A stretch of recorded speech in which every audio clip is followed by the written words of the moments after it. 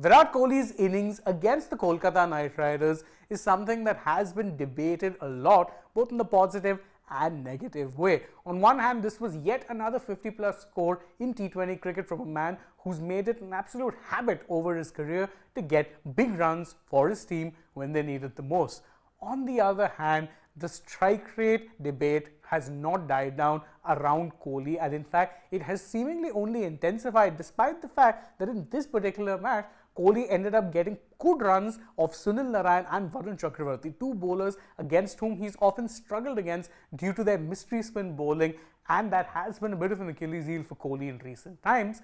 Yet, the middle over strike rate in particular, which we'll get to later on, has come under intense criticism. In fact, before we go into the technical detailed analysis, let's take a look at what it is that some fans were saying about this particular knock. One fan here was saying that if the top scorer scores at a strike rate below 150, it's mostly useless in T20s. There's the huge pressure on other batsmen to get a 160 plus strike rate from the first ball onwards. Another fan simply said, why Virat, why? Why are you playing with a 140 strike rate in the Bangalore ground? A third fan said that Virat Kohli scored 83 runs of 59 balls at a strike rate of 140.67. Meantime, Phil Salt scored 30 of 20 balls, strike rate of 150. Sunil Narine scored 47 of 22 balls at a strike rate of 213.63. KKR scored 86 runs in just 6.3 overs before Salt got out, and that is in fact one of the key moments that this match turned. Another fan says that even if with the impact player rule you don't score at a decent strike rate, then there's definitely shortcomings in your game. Virat Kohli has the game, but he just prefers to become KL Rahul. Oops. Most of the times, RCB should also drop deadwood like Rajat Patidar. Ouch. Last but not the least, and this one really sums things up nicely, where the fan says, admit it, Virat Kohli is a beautiful test player who can also score in T20s, but just can't win it with that strike rate. Should focus more on test cricket. Certainly an opinion that a lot of people have been taking, but how true or false is it? Because again, a 140 strike rate in today's day and age from a middle order batter is considered acceptable, not necessarily so from an opener. Yet it is more than just a case of looking at the number and saying not good enough. It's important to analyze where it is the match was, what were the match situations. But before we do that, let's actually take a look at Kohli's strike rate numbers through the innings. Now, in the power play, he was striking it at a strike rate of 155.55, which is by all intents and purposes very, very good. But Kohli's strike rate in the power plays has never been a problem. The middle overs have always been the bigger concern, and look at that number. 130 strike rate was what he was operating at in the middle overs. Even in the death, where he normally has a strike rate of over 200, he could only get to a strike rate of 145.45. So definitely not, let's say, Kohli at his vintage, despite the fact that he ended up with a strike rate pretty respectable of 140 or so. Now, that's the key thing.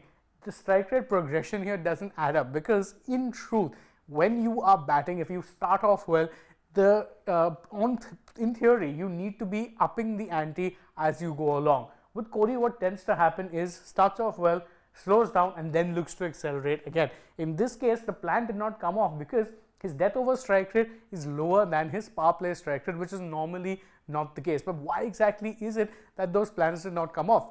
What is it that caused Kohli to be scoring at 130, a significant drop off from 155, and then fail to get going in the death? That's why I said extenuating circumstances come into play, and it's important to look at all those factors. First off, it's very important to note that there were some economical overs from KKR in the middle overs, particularly from Anukul Roy and Andre Russell. Both of them ended up choking the flow of runs significantly, and even a Sunil Narine and Varun Chakravarti did get in one decent over each despite going for a few runs. So the middle overs, definitely not the easiest tactic, but where it really cost them was the death overs because of two things. They lost key wickets, both Patidar and Anuj Rawat both fell in the death, and KKR's slow ball tactic worked an absolute treat on a pitch that was very, very to pace. So all of these things combined to ensure that Kohli couldn't quite accelerate as much as he would have liked. In the middle overs, it's not like the scoring rate slowed down that badly, because again, you had Cam Green go good guns,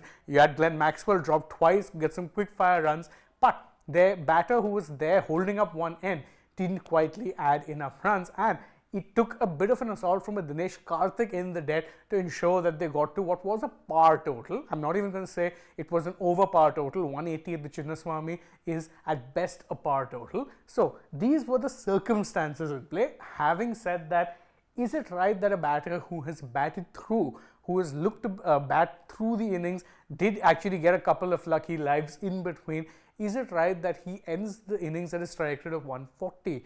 I'd say probably not, because if as a player you've batted for 50 plus balls, which is what Kohli did do, you need to be getting a century. I know it might sound harsh, but that is the nature of T20 cricket.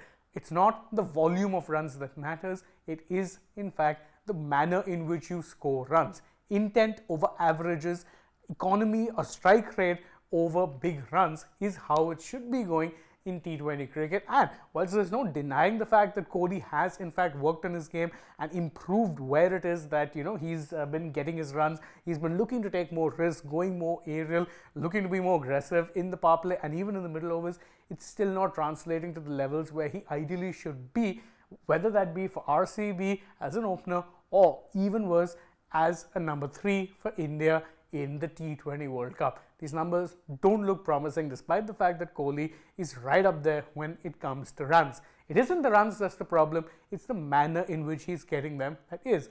But what do you think about this matter? Do you agree with it? Do you think that Kohli is being subjected to too much criticism, or do you think it's a fair point that's being made by many? You can let us know that in the comments below, and don't forget to like this video, share it with your friends, subscribe to the channel, tap that bell, follow us on social media. We're on Instagram, Twitter and Facebook. Don't forget to download the Sports The Cap, and if you're already on the channel, go ahead, check out some other videos we've posted as well. For now, from my side though, it's goodbye.